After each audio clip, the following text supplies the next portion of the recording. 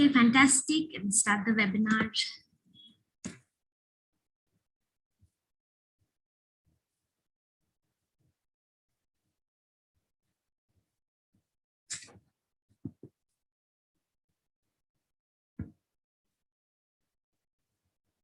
All right, good evening, everyone. Thank you so much for joining in. We just wait for a minute or two and let all attendees come into the Zoom room and settle in, and we'll start with our session shortly. So just give me a minute and we'll begin.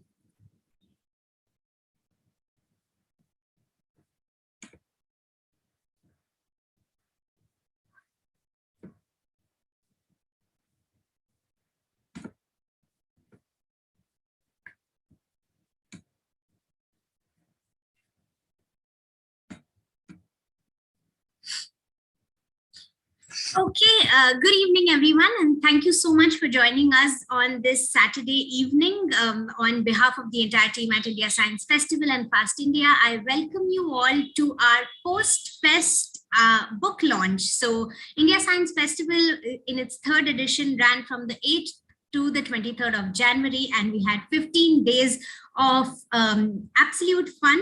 The festival was online and free for everyone to attend. We had some fantastic talks, panel discussions, workshops, demonstrations, contests, competitions, and there was something for everybody at this festival. We were looking at India Science Festival as this massive celebration of science, which would really help bring science and society together. And this public engagement platform is absolutely open for everyone to participate in. We had events for children, young adults, young professionals, PhD students, undergraduates, and so on. And we received a very wonderful response from all of our attendees. And I'm really glad that you all had a wonderful time at the festival. Here's hoping that in the coming years, we're able to meet offline and celebrate science with you in a physical festival. However, the festival for 2022 may have ended, but the celebration of science doesn't stop at ISF, because today we have a very, very interesting book launch session at ISF. So this year we started with a series of book talks wherein writers who have written very interesting science-related books came to the festival and spoke about the process of writing their books and the science behind it. And a very successful series as it was, we have decided to give everybody a little sneak peek into this latest book that all techies are talking about. But before we get started into this session and this very interesting panel discussion that we have prepared for you all, we would really love to know a little more about our attendees. So I'm going to launch a quick poll on the screen, and if I could request our attendees to please tell us a little about themselves. So obviously there are no right or wrong answers here. It's just 4 questions. So the first question here is, can you tell us a little about yourself? The second question is, what background do you best identify with? The third question is, have you attended any of our events at India Science Festival? And the fourth question is, do topics like artificial intelligence and deep tech excite you? Please tell us what you think. Like I mentioned, there's absolutely no right or wrong here. We're just very keen to know what you think about the topic of discussion today. And of course, we're very keen to know more about our attendees. So maybe just give it a few seconds. I can see that a lot of our attendees are undergraduate students. Many of them belong to engineering, life sciences. Oh, a lot of our attendees have already attended ISF, and topics like AI and deep tech seem to be very exciting for our attendees, and that's really great news. So let's just wait for a few more seconds, and I will launch the results of the polls on all of your screens.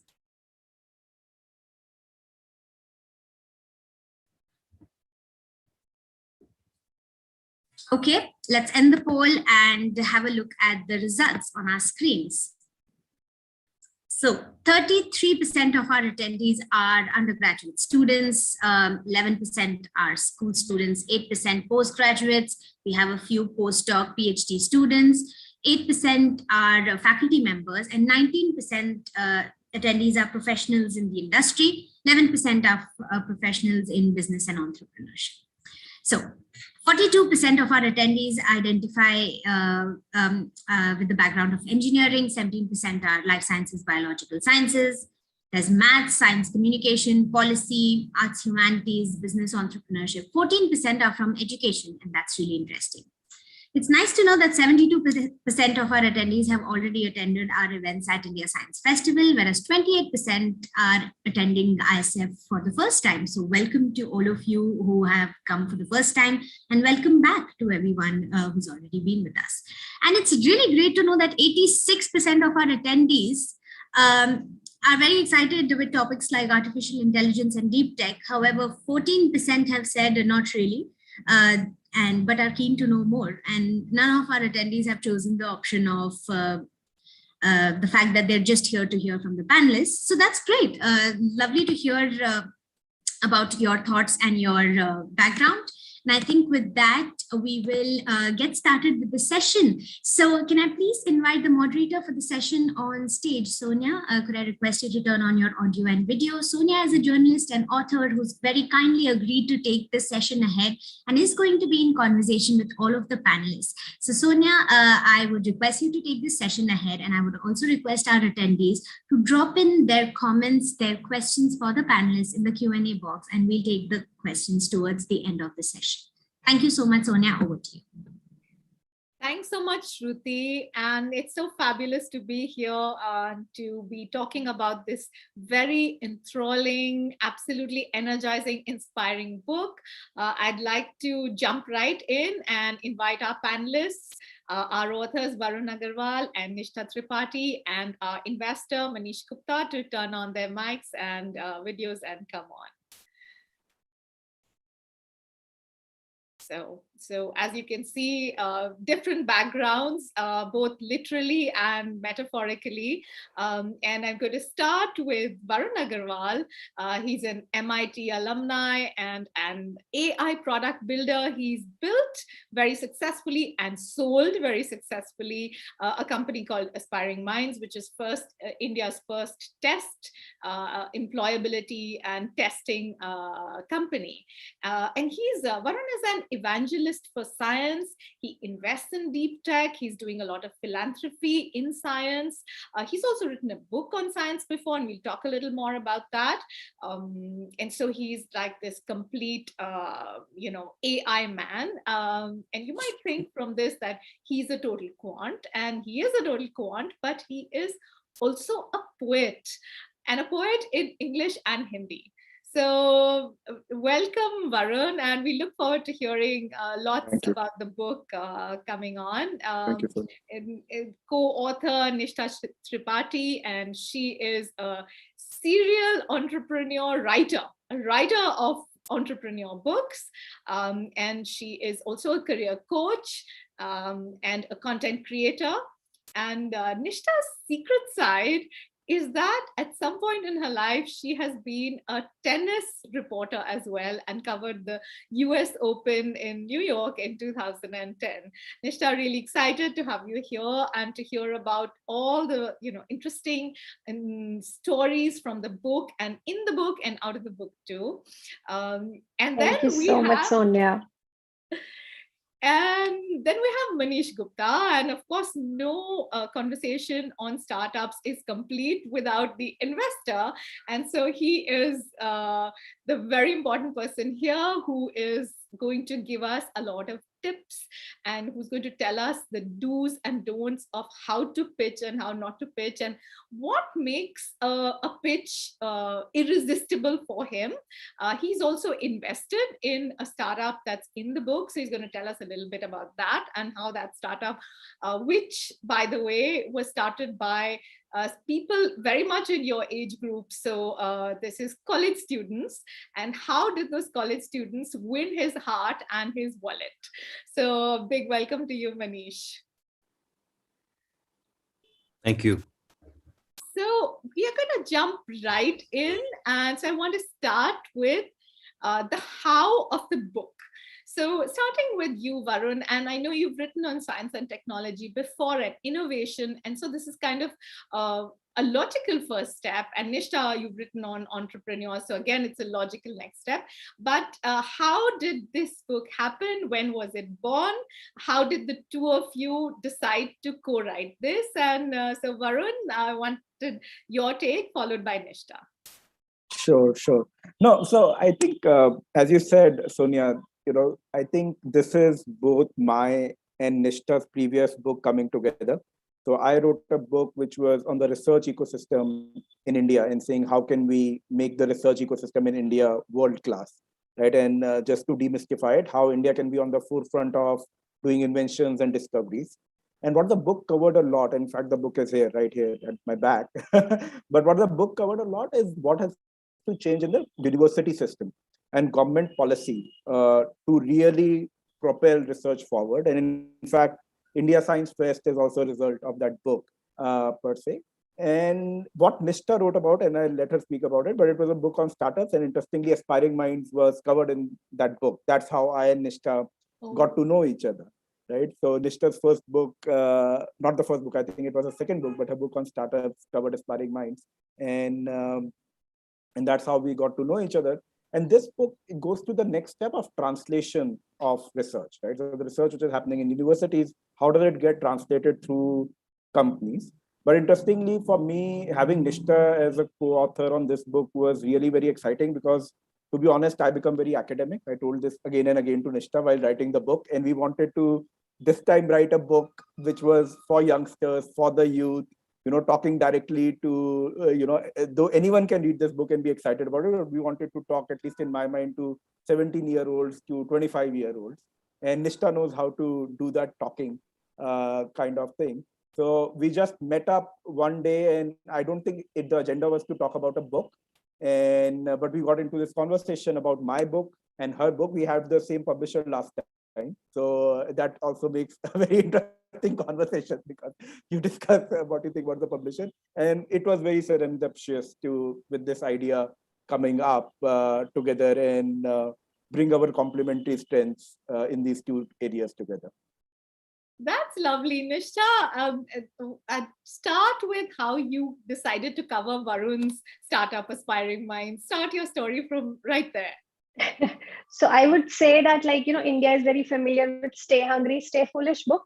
I'm sure everybody knows about it, right? So back in 2016, 2017, I was thinking ki wo thoda purani ho gayi hai. We need to talk about the startups which are more contemporary and and there was no book. Even when I had to start my startup, I wanted to read books, and I usually had to turn to Silicon Valley books. So I thought कि India के लिए book लिखनी चाहिए which will talk about कि Indian startups कैसे बने हैं.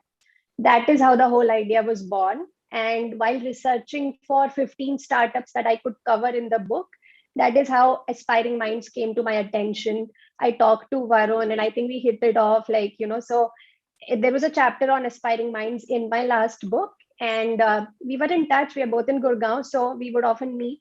And then he is, of course, abreast of latest technology, and I'm a storyteller at heart. So I like to simplify things. I want to bring out business lessons. So we talked, and deep tech seemed like a topic which is very up and coming, which we felt India should know about. And so we thought कि इसके बारे में book लिखते हैं. And I think that's how the whole idea was born. So we have some interesting questions, but before I come to them, maybe we can formally launch the book. And unfortunately, we are not in person, so we cannot do the gift wrap and all of that. But if you have hard copies of the book, if you can just hold them up for a count of 3, and perhaps we, do a screenshot of this so that we celebrate this moment of the launch. So I'm going to give you like a minute to, do you have paper copies with you? I have, Sonia, but can you just give me half a minute? Yes, absolutely. Yeah. So you can kind of ready it on the screen. Yeah, Nishtha knows it by heart, so she doesn't carry the hard copy. I have the hard copy.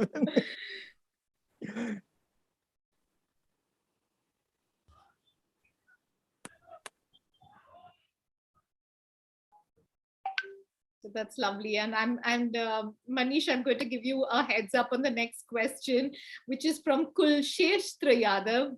And he's asking, can he launch a startup if he doesn't have any money? So while you ruminate on that, we'll just, there's Nishta back. And so I'm going to take a count of 1, 2, and 3 and hold up the book. And Varun, your copy too. Varun is hiding his copy. And congratulations, and here's formally launching. Thank you. Yes, just keep it up for one more second. And very, very thrilled to announce the launch of Futurepreneurs. And we're going to talk about the nuts and bolts of the book as well. There's a story that it's full of stories, and there's a story behind the name of the book as well, right? And we'll come to that. But before that, thanks for the questions. And so I'm going to ask you, Manish, to take that one. Can I launch a startup if I don't have any money?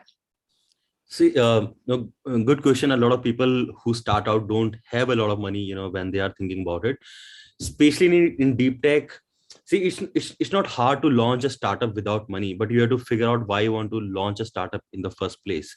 Are you committed, for the long haul? And this is not, for deep tech. This is true for all startups. So it's not about whether you have the money at the start of the your journey. You have to figure out how much money do you need for what, right? A lot of startups. Not every startup has to be a startup. A lot of startups can be businesses also. They can be slow growing, decent top line, not cash burning businesses. And a lot of startups can't survive without raising money. They need to raise investors money. They need to burn money. They need to keep fighting that fight, and they need to show 3x 5x growth every year. So maybe the answer is not a simple yes or no, but a more nuanced one based on your situation, what you want to be. It's easy to get excited by all that's happening around, all that funding conversation happening around, but it may or may not be for everyone, to raise money and then start up. And in particular, Manish, deep tech startups, are they more capital intensive? In general, yes, especially in the early stages when there's nothing to go by. There's a longer gestation period. We are still researching. A lot of founders come from deep tech backgrounds, from research backgrounds, from PhDs, and having worked on their tech for a long time. But even after that, once they've launched the startup, they're trying to convert that technology into a product or a product into a business. Even then, it's a long journey, and it's not easy. It's not, at least without some sort of support. The support may be in terms of grants, maybe not necessarily funding from investors, but yes, you need money for a bit at least before you can get to a stage of generating some revenues. An e-com startup can start generating revenues quickly, but a deep tech startup would usually have to build their product before they can go to the market. And to add to Manish, the book has a lot of case studies where there's a separate section in each story on the fundraising and how they raise funds and at what stage, and also the founders' advice.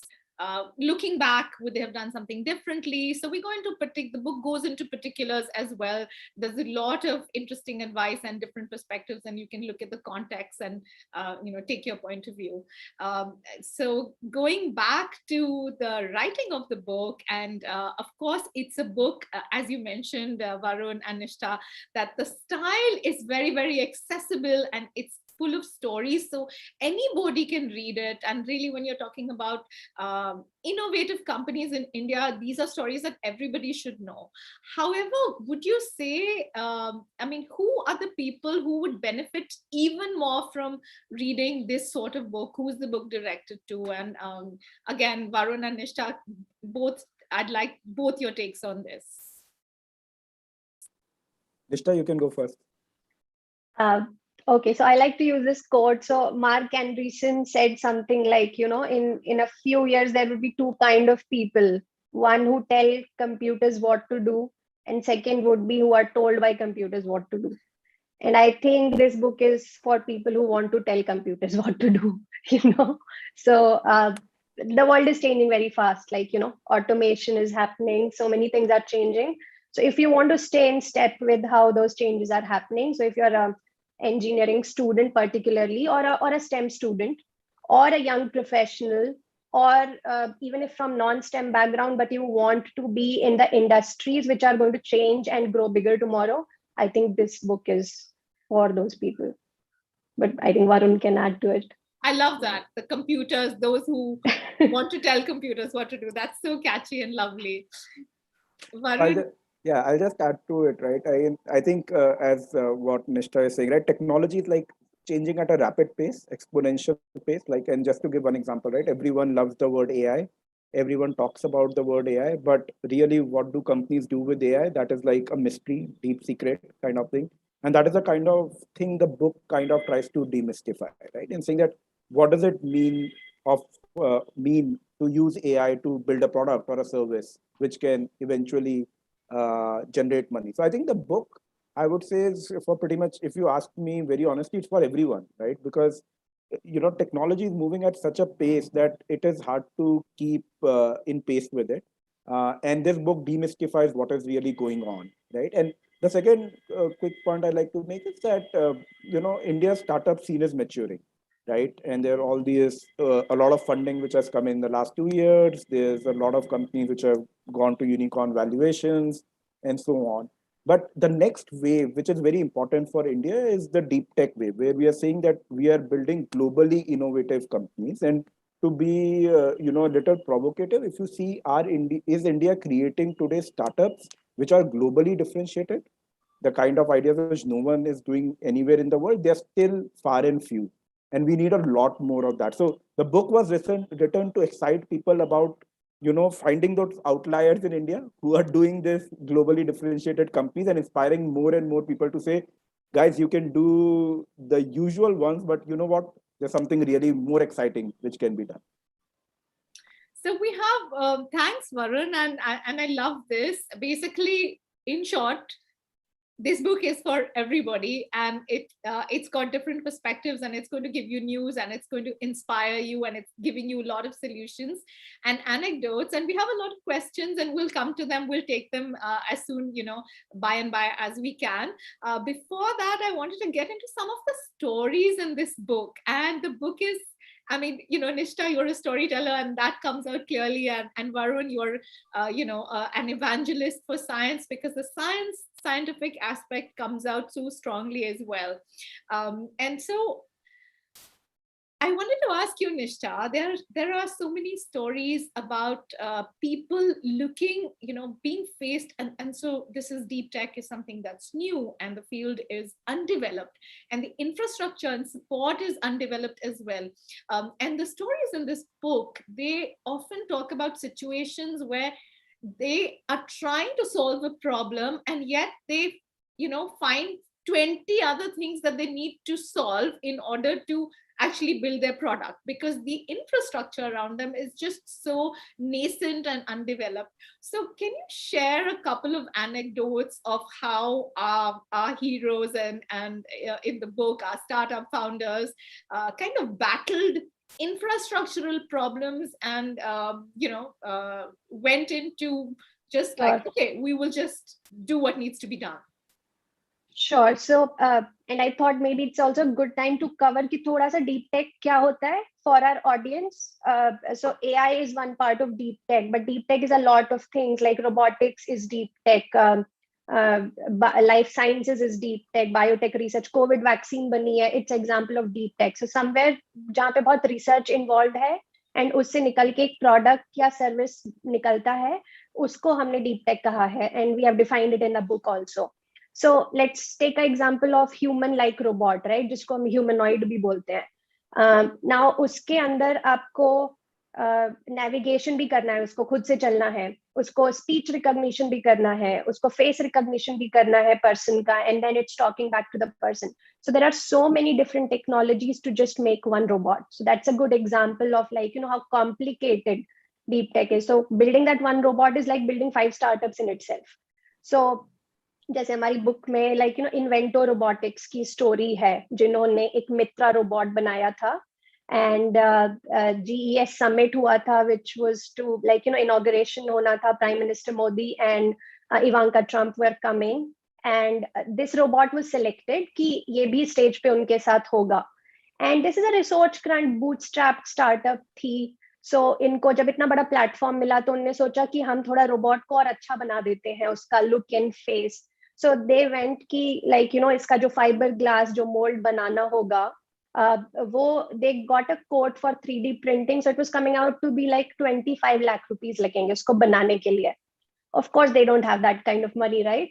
So they had like 7-8 people in the team. So they went, and then they went to a local art school. They learned clay modeling there, and everybody got in कुछ 100 kg clay से उन्होंने पूरा 5.5 meter का not meter but like human size का एक robot का mold बनाया. And they eventually they were able to do this whole thing just for 30,000 rupees. So what amazed me कि that अगर आपका intent है और अगर आपका drive है, तो even अगर resources थोड़े से कम है, it's okay. Maybe like you can get over those hurdles. So I think there's a lot of creativity we got to hear as we talk to these startups ki how they have overcome. So I'm really amazed by like young college founders. They are launching India's first private satellite today. So I mean, back when I was in college, I knew nothing. So I'm really amazed ki how are these people doing so many amazing things. So I want, and we have a lot of undergrad students in our audience today. So I think they can have a takeaway that really they can be bold in their visions, and they can like absolutely smash it out of the park wherever they are. And I think if we can inspire just 10% of them, that we would have done a good job, I feel. So there are a lot of stories like in this in the book which personally inspired me. Nishta, that's such a lovely story. And I remember at that time, this Mitra, the robot, was all over the media. And it was such a big deal. And one looked at it and said, like, this Indian-made robot. But the fact that there's the story behind it, that actually these engineers have gone to an art school and tried to learn pottery, that's just an amazing behind-the-scenes story. And thank you for that. And so Kulsheshtra is asking, I know the AI word, but what is deep tech as it related to deep learning? And I think you pretty much did speak about that. But right? I think let Varun also chime in on that. I think Varun is an expert. Is it related to deep learning? Yeah, so this is what the first chapter of the book does, right? And it has 4 or 5 headings kind of thing. So let me quickly read those headings. I think that will demystify. So it says signal 1, what is deep tech? Deep tech comprises novel inventions and discoveries. So it is a company which is bringing new inventions and discoveries to the forefront. Deep tech solutions exploit a new technology. So if they exploit AI or deep learning, it is deep tech, but it is not limited to that, right? So as Nishta was saying, if you make a new vaccine, that is deep tech too, right? There's a company who's using, like sending, of course, satellites to space and so on. There's a company which is doing cancer testing. All these are deep tech, right? Deep tech needs people with specialized skills. So you'll see a lot more PhDs and professors involved with deep tech as compared to other companies. Deep tech are technologies that are hard to build. It's not easy to build a robot, humanoid robot, or a satellite, right?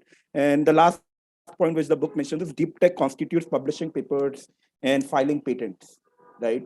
So these are some signals, right? That it is very cutting edge technology, something which no one else has done before. We also don't know whether it can be done or not. And someone starts working in this area. Like the book also said what deep tech is not, right? So it says like any tech is not deep tech, right? Kind of thing. So if you're just doing food tech, it is not deep tech. So it's something, we all know we can make an app to kind of order food, right? We know it can be doable. Of course, there are steps to do it, right?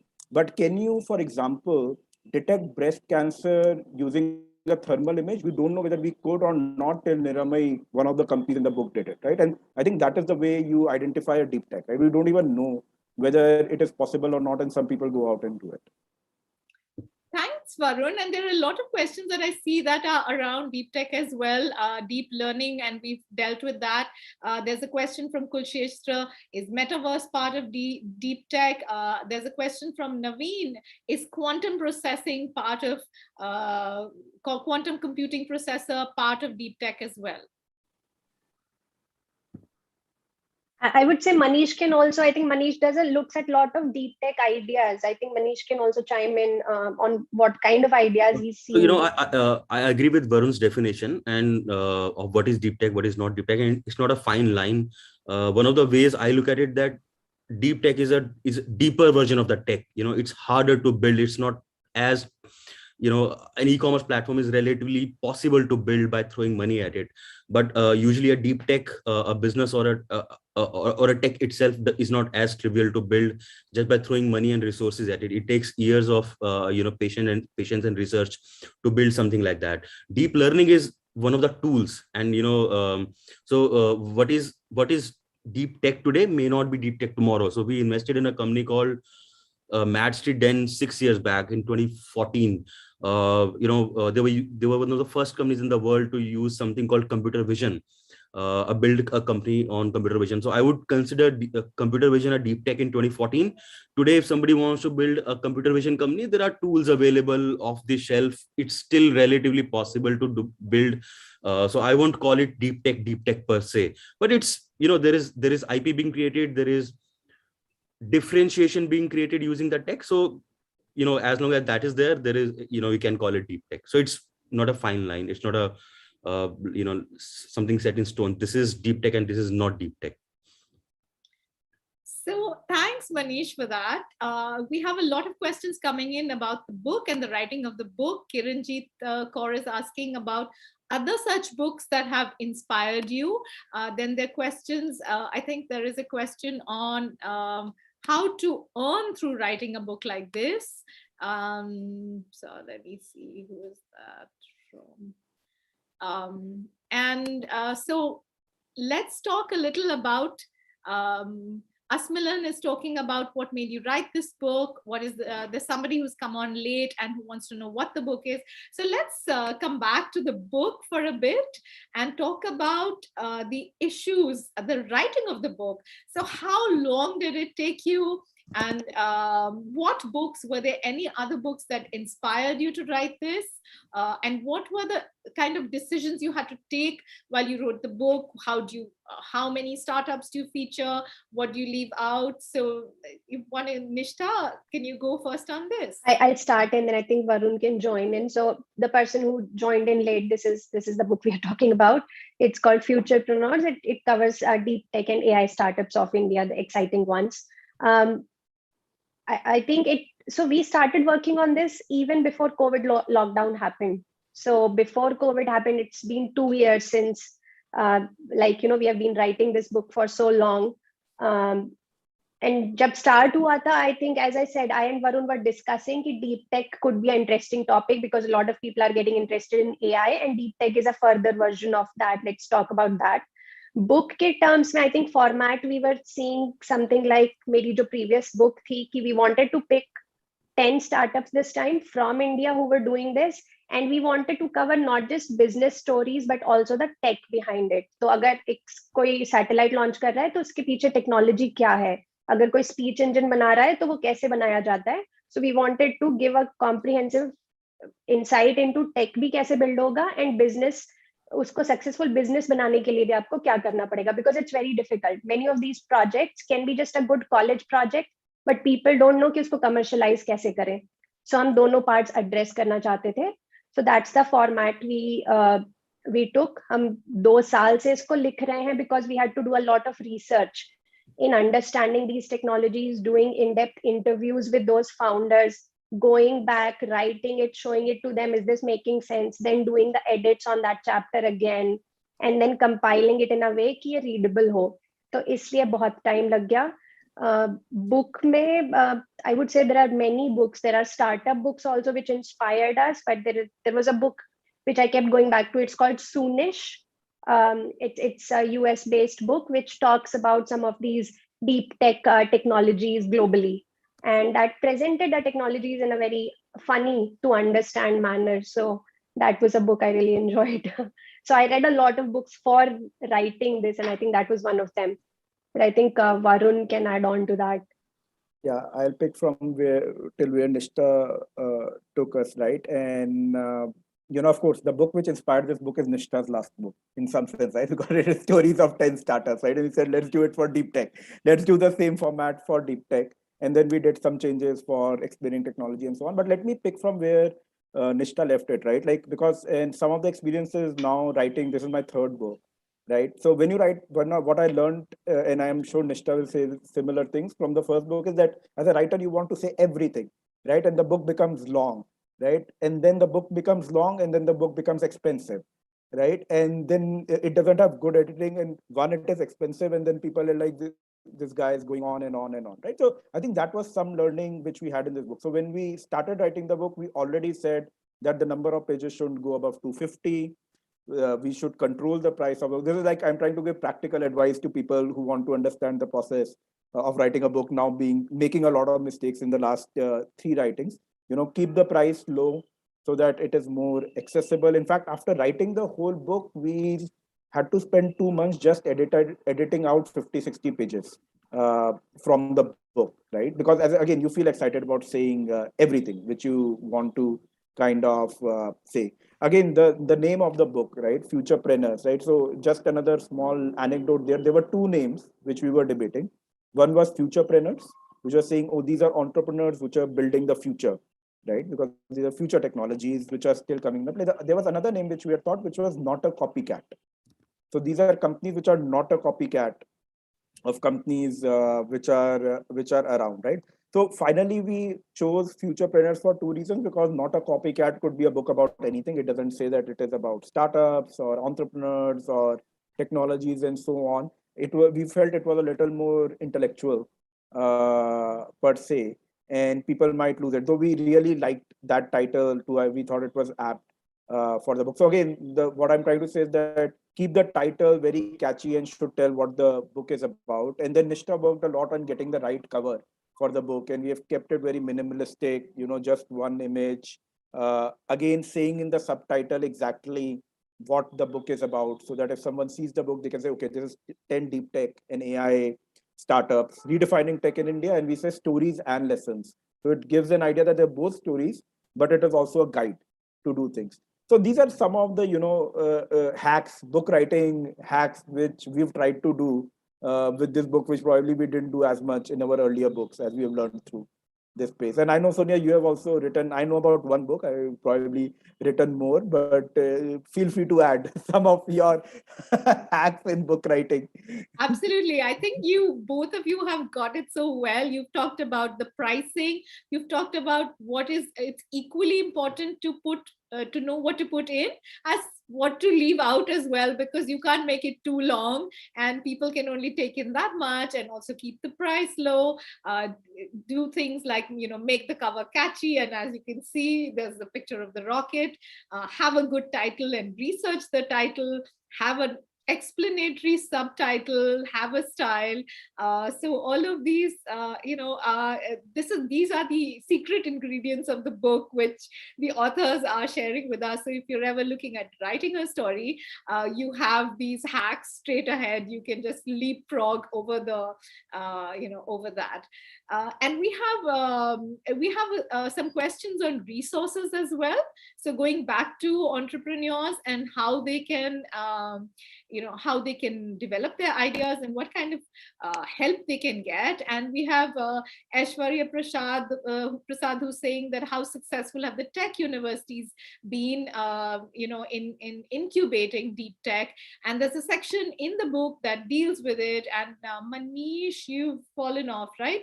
Manish, you talk a little about the support that entrepreneurs can look for and that can explore. And the book has a list of resources, which is very, very helpful. So maybe, I think I don't see Manish.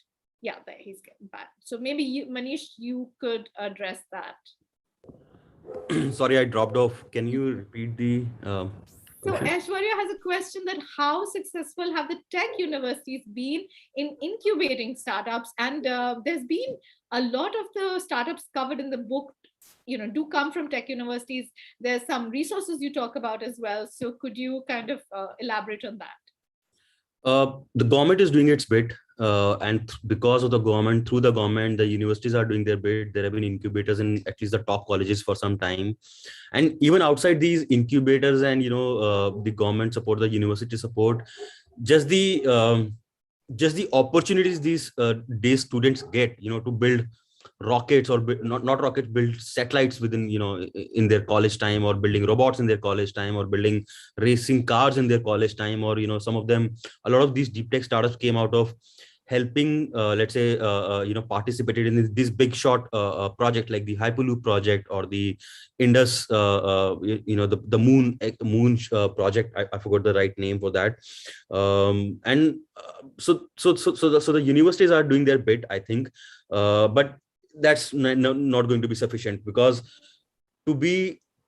to create a successful business, to successful enterprise, you have to come out of the shadow of the university. The universities can play a very initial nurturing sort of a role during your formative years, but once you are out of the university, once you are in the real world, once you start raising funds, once you start hiring teams, once you start building product from using that tech, universities have relatively little role in that. But having said that, some of the universities, especially the Indian Institute of Science, for example, Indian Institute of IIT Bombay, IIT Delhi, at least I know of some of these colleges, their incubators, their seed programs are doing very, very well. I've seen very good companies coming out of that. So the only thing is that they have to start thinking more business first or application first, and less technology first. Because see, a lot of these founders are deep techies by nature. They started the companies because they were techies at heart. They were not businessmen to start with. So that mindset has to be brought in by somebody. If can be done by the universities, that's the best. Because if you start thinking business first, product first, use case first, customer first at the start, it's much better for a deep tech startup, because deep tech startups can't pivot as much as a let's say non-deep tech startup can, a software startup can, or an e-com startup can, or an app can. Deep tech startups find it harder to pivot based on customer feedback later on. So do that early on. Maybe universities can help them do that. Sonia, if you allow me, I'll quickly just want to add on what Manish was saying, right? So again, very close to what Manish was saying, there's an afterthoughts chapter in the book, right? And it kind of gives some business mantras and kinds of echoes this, because a lot of stories we felt this, right? And again, I'm quoting two mantras out of it. One, it says, develop a deep understanding of the problem, right? So people don't understand the problem they want to solve and build something which actually doesn't solve the problem at all, right? So a lot of companies, what they've gone and actually spent time, like the company like Grey Orange, where they're building robots for warehouses, they've gone and spent time in warehouses to see how operations are, and spent several days. And even after product deployment, they have to spend that time and see what the product is able to solve and not able to solve, and continuously improve, right? And a lot of companies, what goes wrong is that they have an idea and they have not understood the problem properly, and the idea doesn't solve the problem, right? And the other mantra which it says is, build a narrow use case with a large addressable market, right? What happens, what we have seen, and to the point when Manish was saying that these guys are techies and they love to solve hard problems, right? You solve a hard problem and write a paper. That doesn't mean you can build a big business on it, right? Like Stand Life Sciences, Ramesh says that we built this really sophisticated product, but there are not more than 500 people on the planet who could have used this product, right? So how do we build a big business on this? So I think those aspects, and if you can do that early on in the journey, help a lot. And I just like to Varun's point, sorry Varun, but very good point. You are a deep techie, you're building a deep tech company, but nobody's going to buy a tech. People want to buy a solution. People want to invest in a solution. People want to invest in a business, and customers want to buy a product. No, cool product, cool tech, good, academically, research wise, within peer groups, sure, that maybe that's the reason you started the company. But to make it bigger, better, it has to become a business. It has to stop being a deep tech company. It could be a deep tech company in the shadows, behind the scenes, but a customer doesn't care whether you are a deep tech company or not. They care aapka product meri problem solve kar raha hai. Like Varun said, problem first. Right. Let me just add, I know ये थोड़ा सा लंबा जा रहा है वाला point, but I was watching Shark Tank, right? And there were these two guys who had bought this humanoid wala prototype, and it was cool. It was doing like, talking to the person and doing basic stuff. And all sharks ultimately asked ki business case, use case kya hai? And they did not have an answer to that. And then they did not get a good funding. And contrast that to Grey Orange folks, they were freshers from BITS Pilani, I think. They were very good at building robots. They had won some like world level championships in robots. But they were like कि use case समझने के लिए they were very smart. They did market research. They came up with use cases कि warehouse automation is a big enough market. Its addressable size is big and we can get paid for it. They talked to Flipkart, Jabong, delivery guys in those days, and they got some advanced orders from them. They spent time in warehouse and then they built the prototype. So this thinking is very much required. If you don't have this business thinking कि मैं technology से एक business problem कैसे solve करूंगा and पैसे कैसे generate करूंगा, then वो technology ज़्यादा लोगों तक नहीं पहुंच पाएगी. And that's why Grey Orange got funding in the very initial stage. They have funding from Tiger Global and they're close to a unicorn company today. So that's like a massive, like people cannot even think it India-based fresher ने ये company बनाई है who's serving e-commerce warehouses all across the globe. They are doing extremely well. So I think that business thinking is very much required. That's a lovely story. Varun, you were going to add something. I'm quickly going to say, Lakshya, Leela, you had that question that how can we judge whether an idea of some is of some value? So you can see that which section of the book answers that specifically, and throughout the book, each case study, like in our conversation right now, we're picking up parts of the book and parts of each story where we are answering this, where the book is answering this question. Yes, Varun. I was just saying that someone asked, can I get a free book? So I was saying that we are planning to give 5 books away. So some of the people who are asking interesting questions will get a book. Tweet about this session, tweet about the book, and you can win a book. And Sonia, if you found some question very interesting and you want to announce a name who will get a copy of the free book, please feel free, right? Varun, thank you for that prompt. And we have a question from Anubhav, and I think that he already has suggested his use of the free copy of the book, because he's suggesting, why don't you gift this book to our education minister so that he can change policies. And so maybe, Anubhav, this would be a great thing for you to do, and this would be a good opportunity for you to add your thoughts to the book as well. So send it to the education. We'll give you a giveaway, and that's yours, and you can then kind of spread these ideas and send a covering letter and explain exactly what you're looking for and hoping for. So Anubhav, yes, thanks. That's you totally qualify for a giveaway. We have some more questions on funding. Jitendra is saying, can you throw some light on how to raise startup funds? And Manish, will go to you as well as a resident investor and chief money bags at this point. Maybe you could tell us a little bit about how Pixel won your heart. And these are like students, right? And how did they make a case? What about that pitch appealed to you? So when I first spotted the Pixel team, what they was building was very obviously difficult for me to understand even, but I'd seen a few deep space tech companies by then already, so I had a lot of interest in the space per se. So I spoke to them. I couldn't understand anything what they were saying, frankly. I had a call with them.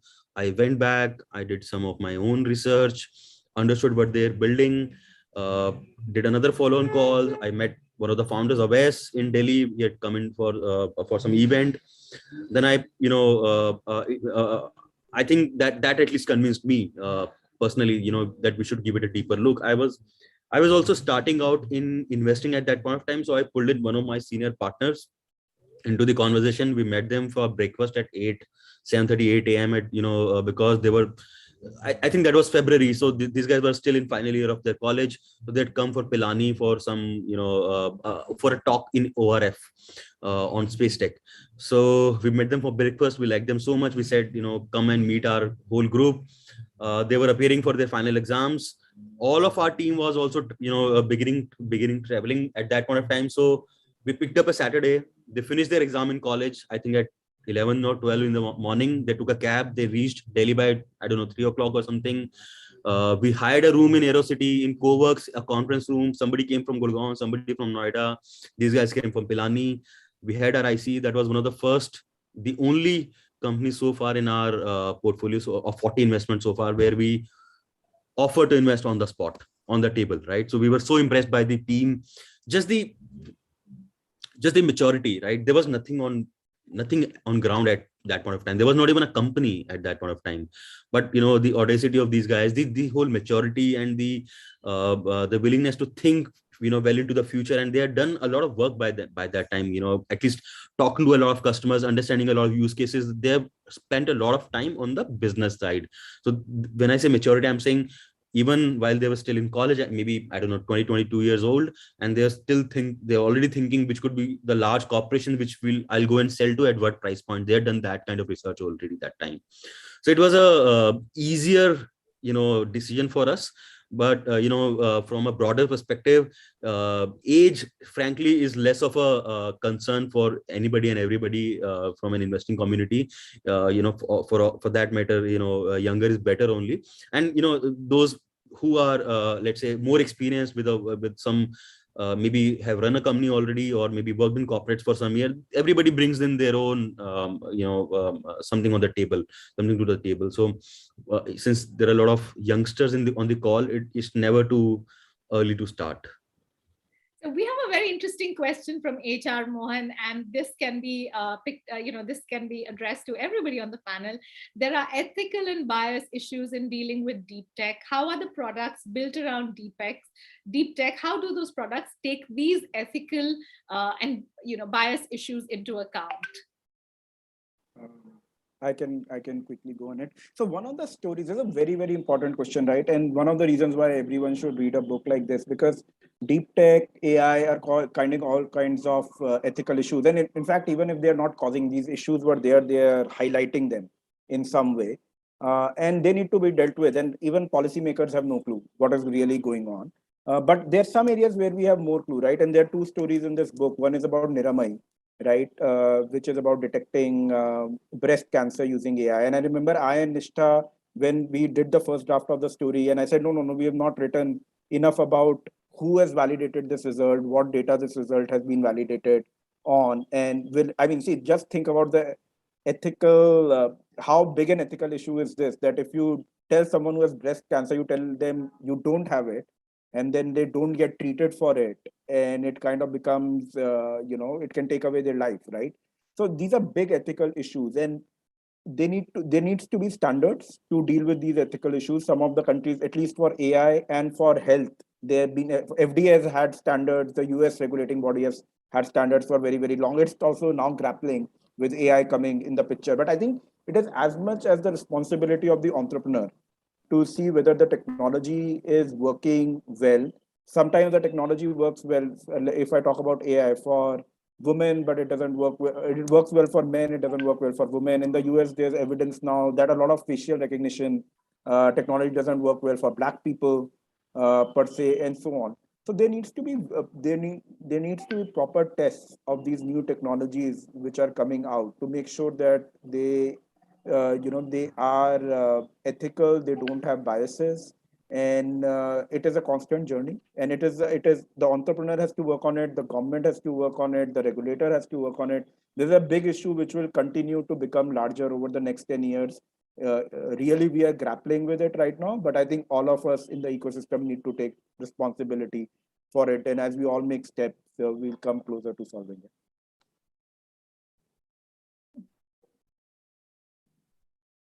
Lakshya, Piyush, and Nisha are all asking questions about the idea and how can somebody get the right idea? Where can they, if they want to be in deep tech, how do they get the idea? And once they get the idea, how do they get the incubator? And once they get into that, and so maybe, Nishtha, you can perhaps pick up all the stories in the book deal with these questions, but perhaps one of your favorites? So this is from my understanding from my last book also, in what makes an entrepreneur successful. So uske basis pe, what I would say is, I've seen when people pursue something which fundamentally excites them, then they are more likely to spend more time on it, go deeper into it, and stick with it even when it's not working well. So the first very important stuff is, don't go by fad ki this is something trending, yeah, this is very hot right now, so let me do it. pick something which fundamentally excites you. Like Aves के case में वो उसका space के लिए craze दिखता है already. When he had joined BITS Pilani, he joined the student rocket, student satellite club, जिसमें ISRO भी help कराता है students की. So he was so excited by it कि वो उस पे काम करता रहा, and by 4th year he already had some idea.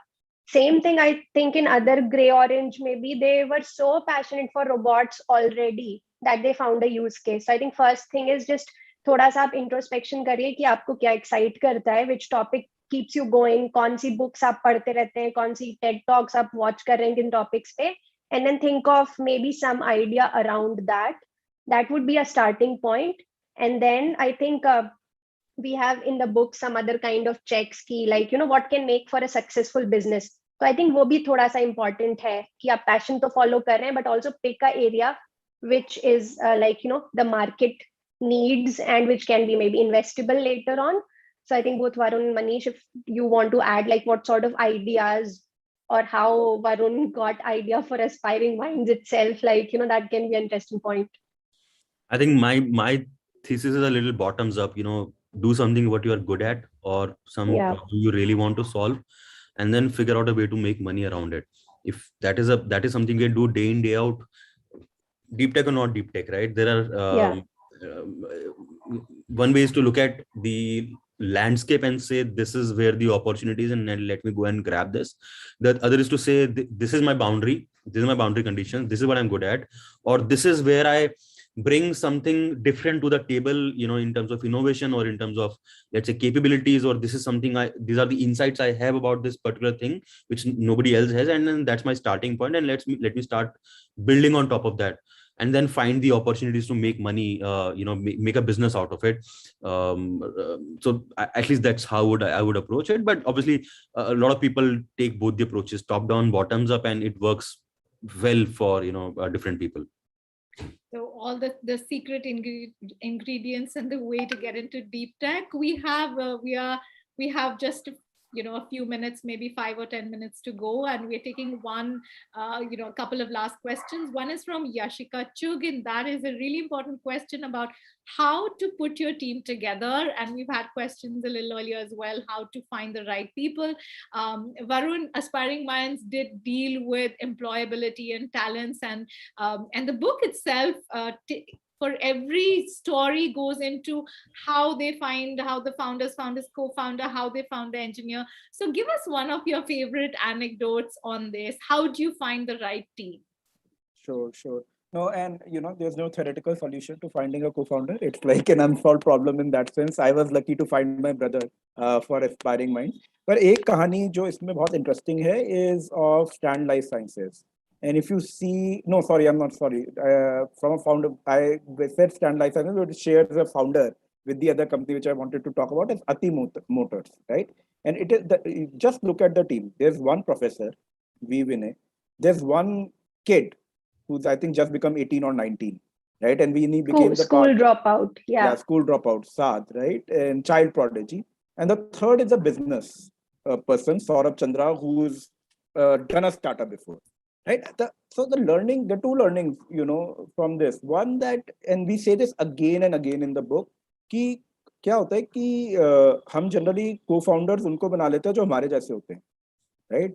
But you need complementary skills in the co-founders, right? If one is good at tech, the other should be good at business, right? So that you can scale the company. So that complementarity of skills is very, very important in founders to make the company successful.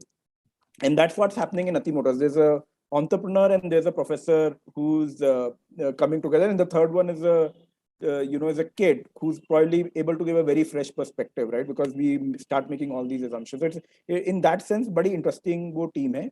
और वो मिले कैसे? वो मिले ऐसे कि V. Vinay, who's the professor, was running a school for gifted, not a school, a program for gifted students. That's how he got to know Saad, and they became quote unquote friends.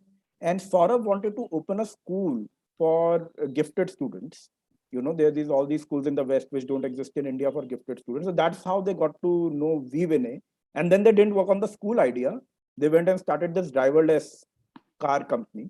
So the learning is that finding a co-founder, there's no linear process to it, right? You need to keep meeting people who are in that area, interested in complementary areas, show your face. Another story is social college, जिसमें उनको बस में मिल गए दो लोग. One person, the Tukalpa met the other person in a bus, right? So it can happen anywhere. You need to continuously market, continuously share your ideas, and then find people who have complementary skills who are ready to join and take the risk. And if you end up like me with your brother, then it becomes a hard thing because you fight in office and then you have to sit on the dining table with the same person who you just fought with in office. So don't do that. That's some very practical and good advice. Jayant, Krishna. But I think easiest for students, and I'm just saying this because most of these are like, college friends. A lot of co-founders in our book, because they are so young, so they met in college. So they were like कि हाँ मुझे भी job नहीं करना है, इसे भी job नहीं करना है, कुछ common interests है, मिलके कोई idea है क्या, let's do it together. So if you're in college, I think it's the best time to find your co-founder. It's best to have some shared work history or some having, spend some time with each other, because when things get hard, you want to, there'll be times like Varun said, you'll end up fighting a lot, and there has to be mutual trust and respect for each other at the end of the day. However much I disagree with my co-founder, but I should have the trust that at heart, this person is doing good for the company. I trust this person at heart. So wo zaruri hai to have some history before we jump in. That's really good advice. So at least shared history, not just of working together, but maybe drinking together, bunking classes together. Any sort of shared history helps. We have some, a lot of questions that talk about what advice does the book have, and Krishna has a problem that can't deep tech be used to solve the problems of the nation. And so this is a good point where I'm going to ask, this is what we ask entrepreneurs to do, to make an elevator pitch to the investor. So Varun and Nishtha, I am going to ask both of you to give your elevator pitch for the book. Why should people read the book? 3 reasons, or just put it in 2 lines, starting with Varun. Oh, Sonia, I didn't know you'll put me on the spot on this one, and you given Nishtha some time to think. That's not at all fair. Now, in this objection, in voicing this objection, you quickly got time. Exactly. Wayne is watching in the background. Exactly. I can see worrying away. No, I think, my elevator pitch is to do this book is that India needs 2 things: science and startups. This is a book which brings them together. It not only inspires you to look into both these areas, but also gives you a lot of tips through interesting stories, right, to build your own. So in that sense, in the 21st century, these are 2 topics which are extremely important for anyone. And the book is written in a totally layman way. We also have these interesting vignettes where we demystify each technology per se. So these 2 topics are very, very important for everyone. And not only important, you'll have fun reading it, right? So, I mean, I have a friend who read it. He said that after 10 years, I have read, the whole book in 2 sittings. And this is one book which I read in 2 sittings. I have not thought. So I think it is exciting. A bit of the stories are like thrillers. So I think, 1 or 2 days, one weekend, you can say, I'll not binge watch this weekend. I will binge read, and you can finish it in 1 weekend. Great elevator pitch. I am totally sold, though I will go and reread the book because I've read it and I can testify. I just want to pitch in for one thing, which is this is what I've noticed in a lot of deep tech companies, and which is what struck me. One of the first lines Varun said was that academic research background was with Nishtha's storytelling background. That is something missing in a lot of deep tech founders. They come from tech let's say mindsets, and a lot of them struggle to tell the tech story. The text, translating that vocabulary, the tech vocabulary, into something an investor or a customer can understand. That's what a lot of people struggle with, and that's what maybe they can take inspiration from. That's maybe one of the reasons people should read this book, how to make tech accessible, right, for non-techie, for non-deep tech. Because I live as a deep tech founder, I live and breathe my tech every day. A lot of things are obvious for me, but they may not be obvious for the let's say the investor or the customer or the people outside the company. So another reason to read the book in my mind. And That's Nishtha, now so you've got a beautifully lot said, of time, so you should make a really Oh my good God. pitch. This is very hard to follow up on, but thanks, Manish. I think has given a good idea. But I would just pitch to the emotional side of things that job करने के लिए तो पूरी life पड़ी है, and I'm sure आप job मिल जाएगा आपको. पर अगर आप I think start कर रहे हैं अपना career, so इससे ज़्यादा अच्छा time इंडिया की history में नहीं हो सकता startup करने के लिए. And if you're an engineer, there's so many exciting opportunities coming up. So I think you can just change not only your life, your family's life, but the nation ka future, and that's where futurepreneurs comes in. So please help us in changing the future for yourself, for the country, for everybody. Let's make the next Google, make the next Tesla in India. And so please read the book and contribute, and let's do amazing things together. That's my pitch. This is Very such well a said. perfect note to end the session on. And so we're out of time. And it's been so exciting. Thank you so much. And we're all really fired up to investigate more into this. And thanks for kind of giving us these stories and this wonderfully inspiring conversation as well. Thank you. Thank you. I must thank you, Sonia. I mean, this was amazing session. You have done so much research on the book to bring out these questions. So we are very, very grateful. Thank you so much. I'll have to tell you, Nishtha, in the words of Varun, it was a thriller. So it was very easy to read, and I just enjoyed reading it. And I was like, okay, there's some bots now. There's a rocket. There's a DNA detective. It was like, okay. I felt like, I'm in a very happening universe, and I was like, okay, fine, this is good to know about. So and like you said, that these are all Indian innovations, and so it's so heartening. So thanks so much. And we have giveaways, and Shruti is going to say a little more about the giveaways. So yeah, thank Shruti, over to you. Thanks so much, Sonia, for beautifully moderating this conversation. It was really a pleasure listening to all of the panelists and the moderator through the course of the 1 hour that absolutely flew away. And we had so many questions, and they continue to pour in. So if the panelists have maybe 5 to 10 minutes to spare and maybe put in some answers in the Q&A box, that would be really lovely. We have some questions about the panelists' personal inspirations behind getting into the space of writing and deep tech, and of course, some books that have inspired the panelists to further write. So, if there are some answers there, it will be lovely to hear from our panelists. But on behalf of the entire team, I'd like to extend a very, very big thank you to all of you for being a part of this session. Varun, Nishtha, Manish, it was a pleasure listening to you and all of your ideas. And here's hoping that our audience members have taken, if not everything, just a little bit away, a little bit of inspiration away from this session, and it's ignited a spark in their minds to do something for India. It'll be really lovely to see what this session has inspired our audience members to do. And Sonia, thank you so much for moderating this session. It was a pleasure. And I really hope that in the coming years, we're all able to meet in an offline setting and actually interact with each other and know more about the process of writing a book, getting into deep tech, thinking about investing, and so on. So thank you so much. And of course, goes without saying that I will take a minute here to just announce the names of 2 winners of the book giveaway. We have Nishant and Rishikesh, who gave us some stellar answers about their interests in deep tech, AI, and the entire space of startups on our Google form that we circulated a couple of days ago. So congratulations to Nishant and Rishikesh. We'll be in touch and we'll take your addresses and ship the book to you very soon.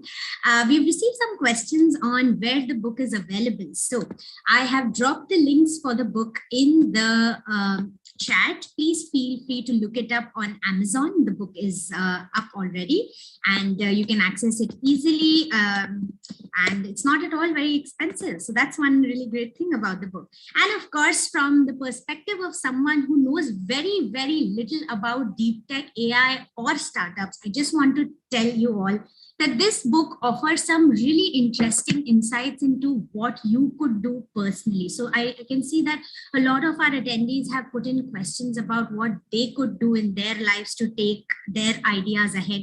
And this book will actually tell you what to do. And towards the end of the book, there's this cheat code sheet of sorts, which you can really use to apply in your own lives. And there are some very interesting tidbits from very successful entrepreneurs and companies that exist in the ecosystem in India. And I'm sure there's something to learn for everyone. So please do grab the book as it's available on Amazon. It's launched and it's absolutely open for everybody to purchase. And of course, some of the questions that were asked in the Q&A tab, we are going to go through all of them, and the best questions will get some interesting. Shruti, Sonia already announced one winner. I think it was Anubhav. Anubhav. Anubhav's gotten one book. We've gotten Nishant and Rishikesh. So I think maybe we have two more to go. Two more. Yeah. We have 2 more to go, and we'll be in touch with the winners. So thank you so much. And if you like something about this session, tell us on Twitter. We have live tweeted about this session. So just take a screen grab and tell us what you thought about the session. We would love to hear from you. And thank you so much to all the panelists. Thank you to all our attendees for staying by on this Saturday evening. Thank you. Have a lovely evening ahead, you guys, and keep celebrating science. We're very keen to engage with you in the coming years. Thank you so much.